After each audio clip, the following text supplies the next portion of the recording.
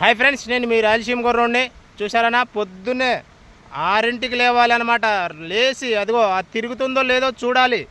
అది తిరగకపోతే రొయ్యలు అనేది చచ్చిపోతాయి. ప్లీజ్ అన్న ఒక లైక్, సబ్స్క్రైబ్ అన్న. ఇంకేమొద్దు, నేను నైట్ అంతా లేస్తూనే ఉండాలి. 1 గంటకు లేవాలి, 3ంటికి లేవాలి, 4ంటికి లేవాలి.